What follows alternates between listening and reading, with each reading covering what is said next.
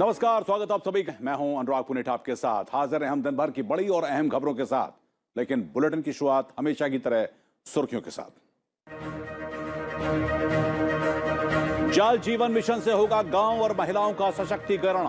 ग्राम पंचायतों और पानी समितियों के साथ संवाद में प्रधानमंत्री नरेंद्र मोदी की जन भागीदारी की अपील।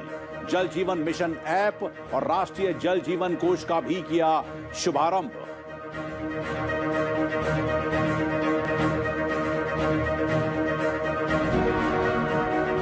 पंजाब और हरियाणा में कल से शुरू होगी धान की खरीद। दोनों राज्यों के मुख्यमंत्रियों की अपील के बाद केंद्र का ऐलान। सार्वजनिक वितरण राज्य मंत्री ने कहा, किसानों के हित के लिए प्रतिबद्ध है केंद्र सरकार।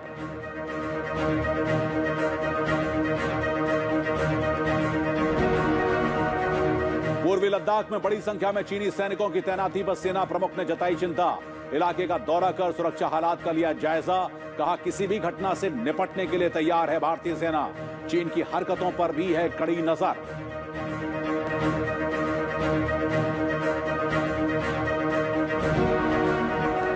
कोविड टीकाकरण में भारत को अहम कामयाबी। अब तक लगाई गई 90 करोड़ से ज्यादा कोविड वैक्सीन।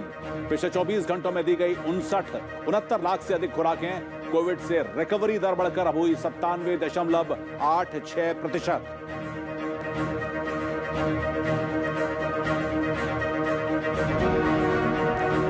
राष्ट्रपिता महात्मा गांधी और पूर्व प्रधानमंत्री लाल बहादुर शास्त्री की जयंती पर देश कर रहा है याद। बापू की समाधि राजघाट पर जाकर राष्ट्रपति, उपराष्ट्रपति, प्रधानमंत्री और लोकसभा अध्यक्ष समेत कई हस्तियों ने दी श्रद्धांजलि। विजय घाट पर भी विशेष प्रार्थना सभा का आयोजन।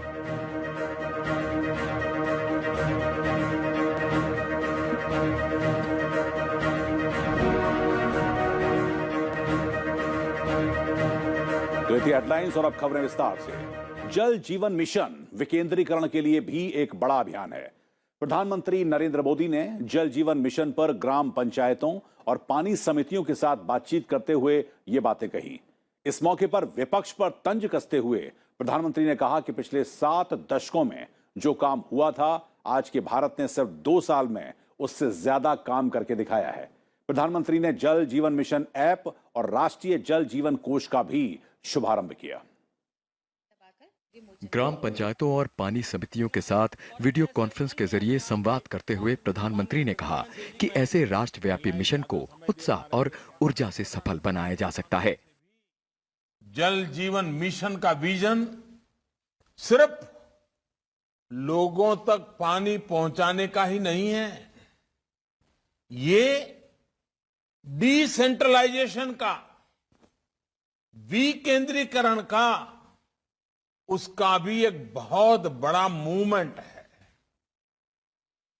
ये village driven, women driven movement है। इसका मुख्य आधार जन आंदोलन और जन भागीदारी है। जल जीवन मिशन को ज्यादा सशक्त, अधिक पारदर्शी बनाने के लिए किए गए उपायों की भी प्रधानमंत्री ने जानकारी दी। जल जीवन मिशन ऐप, इस पर इस अभियान से जुड़ी सभी जानकारियां एक ही जगह पर मिल जाएगी। कितने घरों तक पानी पहुंचा, पानी की क्वालिटी कैसी है, वाटर सप्लाई स्कीम का पूरा विवरण, सब कुछ इस ऐप पर मिलेगा। आपके गांव की जानकारी उस पर होगी।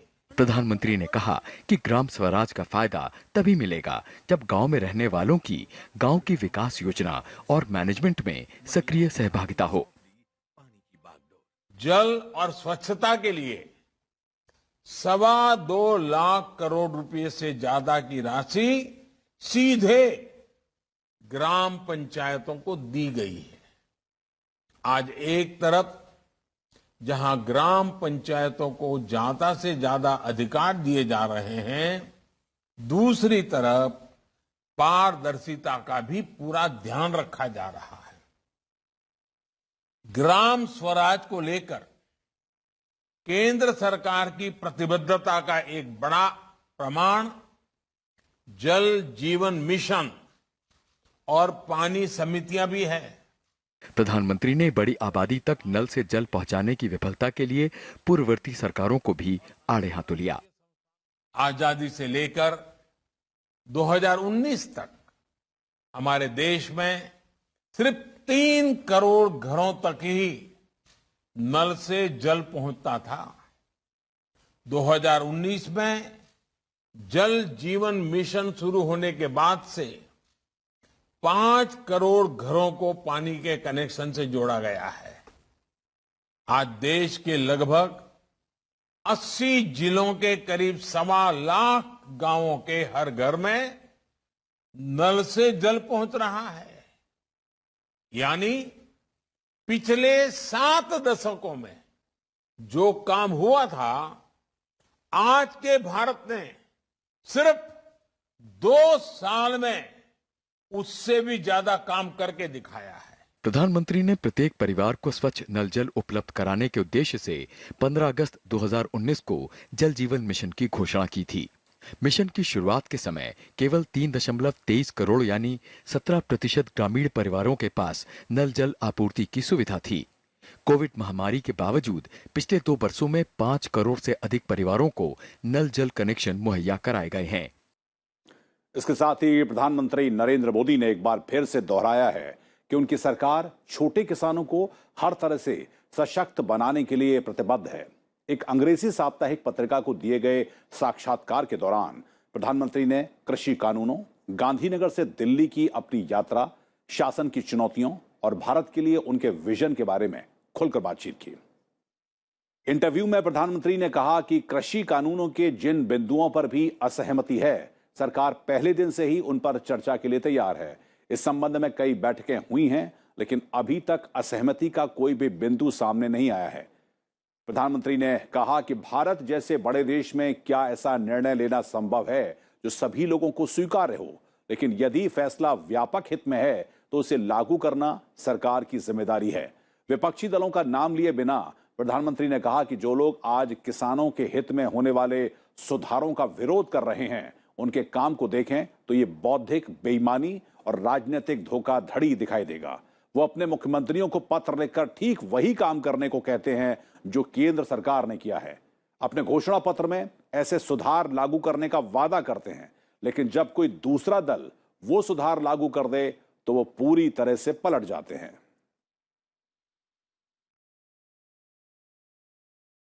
और आज महात्मा गांधी की जयंती है, आइए देखते हैं उससे जुड़ी हुई खबरें।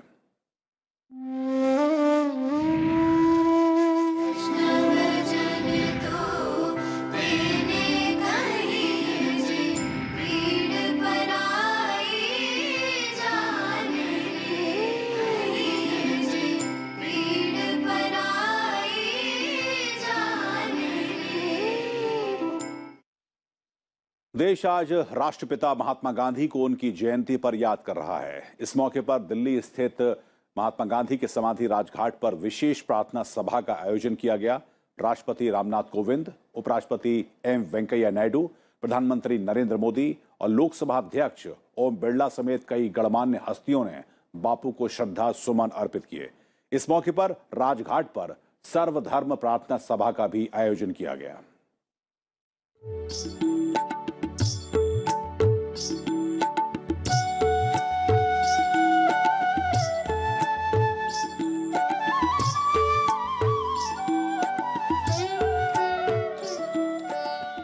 अंग्रेजी हुकूमत से भारत को आजादी दिलवाने में महात्मा गांधी ने केंद्रीय भूमिका निभाई थी। इन्होंने पूरी दुनिया को सत्य, अहिंसा और शांति का पाठ पढ़ाया था।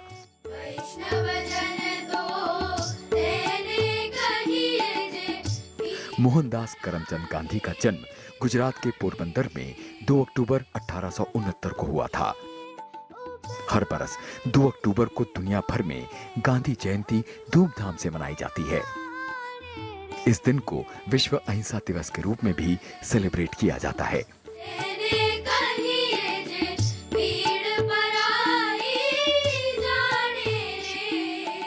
राष्ट्रपति रामनाथ कोविंद राजघाट पहुंचे और गांधी जी को श्रद्धांजलि दी। उपराष्ट्रपति वेंकैया नायडू ने भी राजघाट पहुंचकर गांधी जी को श्रद्धांजलि दी।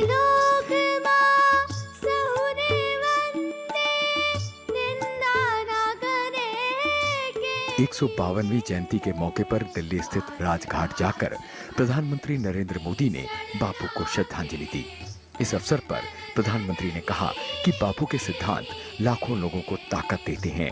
उन्हें मैं नमन करता हूं। देश के दो महान सपूतों को हम बड़े गर्व के साथ याद करते हैं। पूज्य बापू और लाल बहादुर शास्त्री जी, इन दोनों महान व्यक्तित्वों के हृदय में भारत के गांव ही बसे थे। लोकसभा अध्यक्ष ओम बिरला ने भी राजघाट पहुंचकर राष्ट्रपिता महात्मा गांधी को श्रद्धा सुमन अर्पित किए। गांधी जयंती के मौके पर संसद के केंद्रीय कक्ष में भी समारोह हुआ, जिसमें प्रधानमंत्री ने गांधी जी को पुष्पांजलि अर्पित की।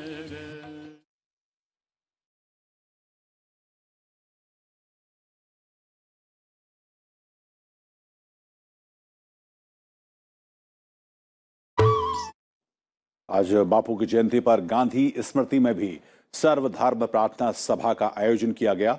इस मौके पर राष्ट्रपति रामनाथ कोविंद, उपराष्ट्रपति एम वेंकैया नायडू, प्रधानमंत्री नरेंद्र मोदी और लोकसभा अध्यक्ष ओम बिरला समेत कई हस्तियां मौजूद रहीं।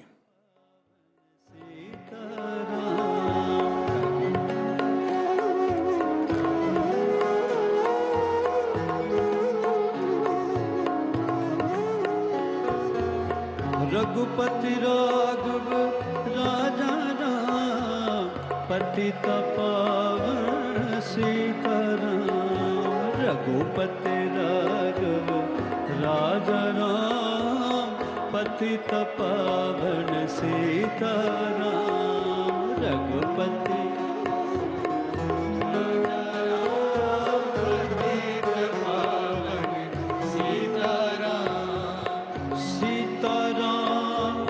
सीताराम, भज प्यारे तू सीताराम। सीताराम सीताराम, भज प्यारे तू सीताराम। सीताराम सीताराम, जय श्री राम, जय श्री राम, जय श्री राम, जय श्री राम। रघुपति राघव राजा राम, पतित पावन सीताराम। बोलो।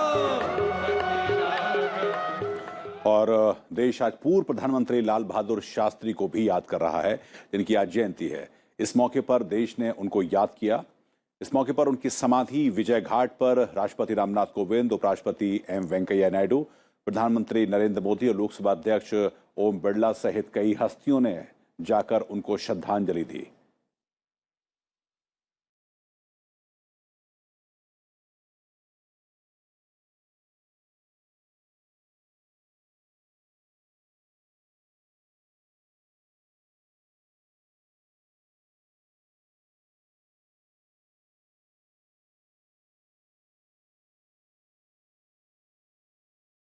और इस मौके पर संसद भवन के केंद्रीय कक्ष में भी प्रधानमंत्री नरेंद्र मोदी समेत कई हस्तियों ने लाल बहादुर शास्त्री को श्रद्धा सुमन अर्पित किए।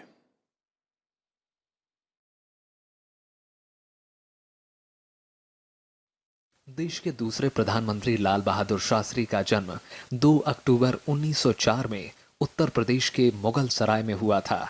उनका जीवन संघर्षों से भरा हुआ था। एक गरीब परिवार से निकलकर और सबसे बड़े लोकतंत्र का कुशल नेतृत्व कर शास्त्री जी ने एक मिसाल पेश की। उन्होंने ये दिखा दिया कि अगर इंसान के अंदर आत्मविश्वास हो तो वो कोई भी मंजिल पा सकता है। लाल बहादुर शास्त्री जब सिर्फ 11 वर्ष के थे, तब से ही उन्होंने राष्ट्रीय स्तर पर कुछ करने का मन बना लिया था। गांधी जी ने असहयोग आंदोलन में शामिल होने के लिए देशवासियों से आह्वान किया। उस वक्त लाल बहादुर शास्त्री 16 वर्ष के थे। उन्होंने महात्मा गांधी के इस आह्वान पर अपनी पढ़ाई छोड़ देने का निर्णय कर लिया था। 1930 में महात्मा गांधी ने नमक कानून तोड़ते हुए दांडी यात्रा की। इस प्रतीकात्मक संदेश ने पूरे देश में एक तरह की क्रांति ला दी। लाल बहादुर शास्त्री पूरी ऊर्जा के साथ स्वतंत्रता के इस संघर्ष में शामिल हो गए। उन्होंने कई विद्रोही अभियानों का नेतृत्व किया। 1940 में जब कांग्रेस सरकार का गठन हुआ तो लाल बहादुर शास्त्री को अपने गृह राज्य उत्तर प्रदेश का संसदीय सचिव नियुक्त किया गया और जल्द ही वे गृह मंत्री के पद पर भी आसीन हुए। वे 1951 में दिल्ली आ गए और केंद्रीय मंत्रिमंडल के कई विभागों की जिम्मेदारी संभाली। रेल मंत्री, परिवहन और संचार मंत्री, वाणिज्य और उद्योग मंत्री, गृह मंत्री और जवाहरलाल नेहरू की बीमारी के दौरान बिना विभाग के मंत्री भी रहे। उनके मंत्रालय के कामकाज के दौरान भी वे कांग्रेस पार्टी से संबंधित मामलों को देखते रहे और उसमें उन्होंने अपना भरपूर योगदान दिया। सादगी, देशभक्ति और ईमानदारी के लिए 1966 में लाल बहादुर शास्त्री को मरणोपरांत भारत रत्न से सम्मानित किया गया। भविष्य को लेकर लाल बहादुर शास्त्री जी की सोच स्पष्ट थी। अपने देश की क्षमता पर उनका दृढ़ विश्वास था और वे ये मानते थे कि तमाम बाधाओं के बावजूद देश मजबूत बना रहेगा। लाल बहादुर शास्त्री बाहर से जितने नम्र और सरल थे, अंदर से उतने ही सख्त और साहसी व्यक्तित्व वाले थे। देश की सुरक्षा और राष्ट्र हित के लिए कई अवसरों पर उन्होंने पूरी दृढ़ता के साथ कठोर फैसले लिए। और अब रुक करते हैं कुछ और खबरों की तरफ। अधिवक्ताओं को कामकाजी समय का एक हिस्सा कमजोर लोगों को निःशुल्क सेवाएं प्रदान करने के लिए तय करना चाहिए। राष्ट्रपति रामनाथ कोविंद ने दिल्ली में राष्ट्रीय विधिक सेवा प्राधिकरण के अखिल भारतीय कानूनी जागरूकता और आउटरीच अभियान का शुभारंभ करते हुए ये बात कही। राष्ट्रपति ने कानूनी सेवा प्राधिकरणों से नागरिकों के अधिकारों और कर्तव्यों के बारे में विशेष रूप से सामाजिक और आर्थिक रूप से पिछड़े लोगों के बीच जागरूकता फैलाने का भी आग्रह किया। गांधी जयंती पर जागरूकता अभियान शुरू करने के लिए प्राधिकरण की सराहना करते हुए राष्ट्रपति ने कहा कि महात्मा गांधी मानवता की सेवा के प्रतीक हैं, जिसमें दलितों को न्याय दिलाने में मदद करने वाली सेवाएं भी शामिल हैं। Since independence, we have made substantial progress in realizing our constitutional goals, but a lot of work remains to be done to reach the destinations identified by our founding fathers. I commend NALSA for its vision to promote an inclusive legal system to ensure fair and meaningful justice to marginalized and disadvantaged sections. केंद्रीय गृह मंत्री अमित शाह ने आज आजादी का अमृत महोत्सव के तहत दिल्ली के ऐतिहासिक लाल किले से राष्ट्रीय सुरक्षा गार्ड सुदर्शन भारत परिक्रमा की अखिल भारतीय कार रैली को हरी झंडी दिखाकर रवाना किया।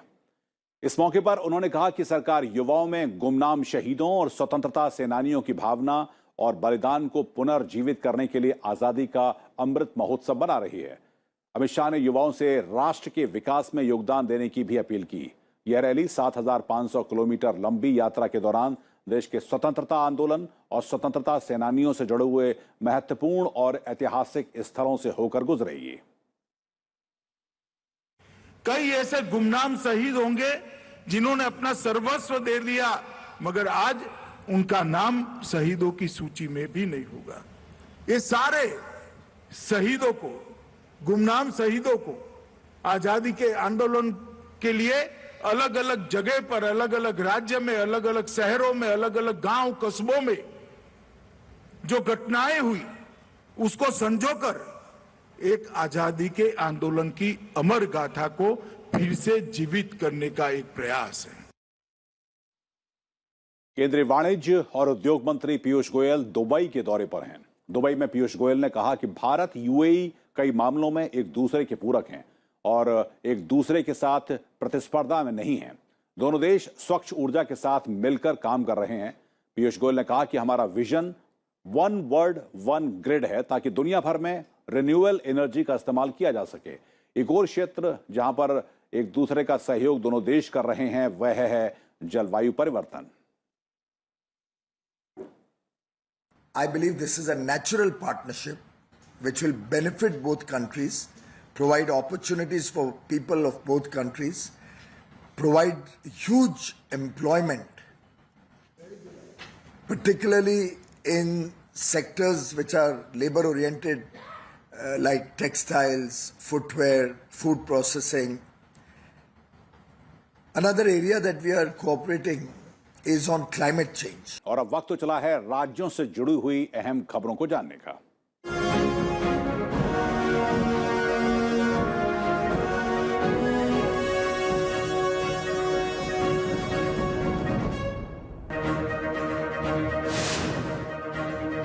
रक्षा मंत्री राजनाथ सिंह ने आज लक्षद्वीप के कवरत्ती में महात्मा गांधी की प्रतिमा का अनावरण कर उनको श्रद्धांजलि दी। यहां पर समुद्र की ओर मुख की गई राष्ट्रपिता की प्रतिमा को लगाया गया है।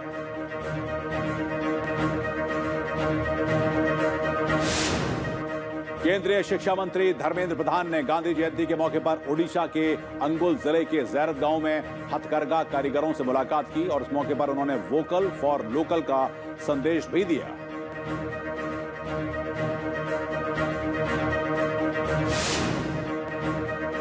केंद्रीय मंत्री डॉक्टर जितेंद्र सिंह ने जम्मू में केंद्र सरकार के दफ्तरों में लंबित कार्यों को निपटाने के लिए 2 से 31 अक्टूबर के बीच में चलने वाले विशेष अभियान के लिए पोर्टल का शुभारंभ किया। इस अभियान के जरिए केंद्रीय शासन के अंतर्गत सभी लंबित शिकायतों और मामलों का निपटारा किया जाएगा। केंद्रीय कपड़ा और रेलवे राज्य मंत्री दर्शना विक्रम जरदोज ने आज दक्षिण कश्मीर के जिला कुलगांव की यात्रा की और इस दौरान उन्होंने इरकॉन के बनिहाल स्थित परिसर में निर्माण कार्य की पड़ताल की और साथ ही बनिहाल कांचीगुंड के बीच में भारत की सबसे लंबी रेल सुरंग की समीक्षा की। असम में आज 71वां असम पुलिस दिवस मनाया गया। राज्यपाल जगदीश मुखी ने इस मौके पर परेड की सलामी ली और कहा कि असम पुलिस लोगों के जीवन में सुख और शांति लाने के लिए अपने कर्तव्य का पालन करती रहेगी।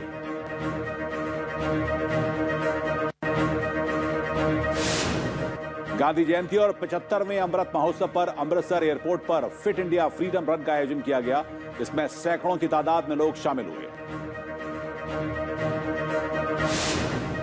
1971 के युद्ध में पाकिस्तान पर भारत की ऐतिहासिक जीत का प्रतीक स्वर्णिम विजय मशाल जबलपुर पहुंचा है। यह मशाल 11 दिनों तक यहां पर रहेगी।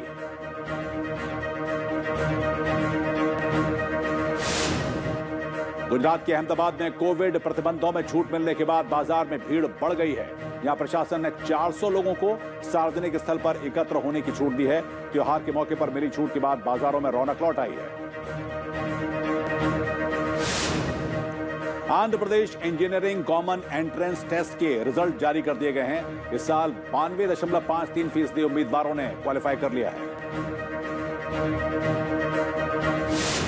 हिमाचल प्रदेश के किसानों ने केंद्र सरकार से नेफेड के माध्यम से सेब खरीदने की गुजारिश की है। सेब की कीमत 10 साल के निचले स्तर पर आ गई है। ऐसे में बाग मालिकों ने कश्मीर के फॉर्मूले को लागू कर किसानों को हो रहे नुकसान से बचाने की अपील की है।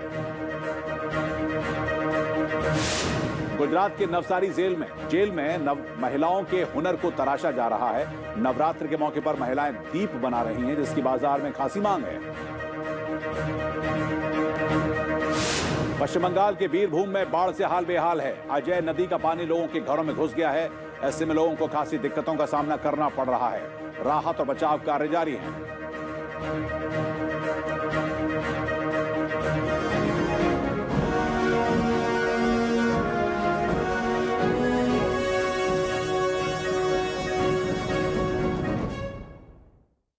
पंजाब हरियाणा में धान की खरीद कल से शुरू हो जाएगी। राज्यों के अनुरोध के बाद धान की खरीद 11 अक्टूबर से करने का फैसला केंद्र सरकार ने वापस ले लिया है, जिसका राज्य सरकार और किसान संगठनों ने स्वागत किया है। केंद्रीय खाद्य और आपूर्ति मंत्रालय ने रविवार से पंजाब और हरियाणा में धान की खरीद शुरू करने के लिए संबंधी राज्यों को सूचित कर दिया है। केंद्रीय खाद्य और आपूर्ति राज्य मंत्री अश्विनी चौबे ने ट्वीट कर इसकी जानकारी दी कि 3 अक्टूबर से हरियाणा और पंजाब में धान की खरीद शुरू हो रही है। प्रधानमंत्री नरेंद्र मोदी के नेतृत्व में केंद्र सरकार किसानों के हित के लिए सदैव तत्पर है। केंद्र सरकार ने धान की खरीद 1 अक्टूबर के बजाय अब 11 अक्टूबर से करने का फैसला लिया था, जिसके बाद दोनों राज्यों के मुख्यमंत्रियों ने केंद्र सरकार से इस पर विचार करने का अनुरोध किया और अब यह फैसला ले लिया गया है। भारतीय सेना के प्रमुख जनरल मनोज मुकुंद नरवणे ने कहा है कि सीमा पर चीन की हरकतों पर नजर रखी जा रही है और भारतीय सेना हर चुनौती का सामना करने के लिए तैयार है। उन्होंने कहा कि चीन ने पूरे पूर्वी लद्दाख में बड़ी संख्या में तैनाती की है, जिसको देखते हुए भारत भी हर खतरे से निपटने के लिए तैयार है। आर्मी चीफ जनरल नरवणे पूर्वी लद्दाख के दौरे पर हैं और यहां उन्होंने मौजूदा सुरक्षा की स्थिति का जायजा लिया। The Chinese have deployed in considerable numbers all across eastern Ladakh, and not only in eastern Ladakh but all across the northern front, right up to our eastern command also. So definitely there has been an increase in their deployment in the forward areas, which remains of course a matter of concern for us. But we are regularly monitoring all their movements, and based on whatever inputs we get, we are also carrying out matching developments both in infrastructure as well in terms of the troops that are needed to counter any threat. So we are, I think, at the moment quite well poised to meet any eventuality. We had the 12th round of talks last month, and we are hopeful to have the 13th round of talks very soon, perhaps as soon as next week, that is the second week of October. We are confident that as we discuss things with each other, and we will be able to reach consensus on how this disengagement is to take place, and by all the friction points will get resolved. Bharat दौरे पर दिल्ली पहुंची Colombia की उपराष्ट्रपति और विदेश मंत्री Martha Lucia Ramirez ने आज विदेश मंत्री डॉक्टर जयशंकर से मुलाकात की। इस दौरान दोनों नेताओं के बीच में विस्तारित साझेदारी पर व्यापक विचार विमर्श हुआ। कोरोना वैक्सीन समेत आपसी हितों से जुड़े हुए कई और अहम मुद्दों पर भी बातचीत हुई, और इस दौरान दोनों देशों में स्वास्थ्य, फार्मास्यूटिकल्स, जैव प्रौद्योगिकी और अंतरिक्ष पर अधिक ध्यान देने पर सहमति बनी है। विशेष रूप से ऊर्जा, आईटी, फार्मा और ऑटो इंडस्ट्री जैसे क्षेत्रों में दोनों देशों के बीच में व्यापार की संभावनाएं बढ़ाने को लेकर बातचीत हुई। इससे पहले शुक्रवार को मार्था लूसिया रामिरेज ने उपराष्ट्रपति वेंकैया नायडू से भी मुलाकात की थी।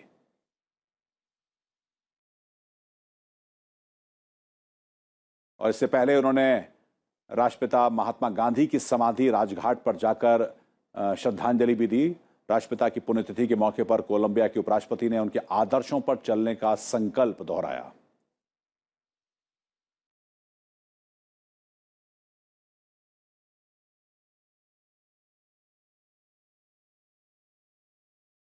तो आज के बुलेटिन में इतना ही, लेकिन आपको छोड़ जाते हैं महात्मा गांधी के प्रिय भजन के साथ। मुझे दीजिए इजाजत। नमस्कार।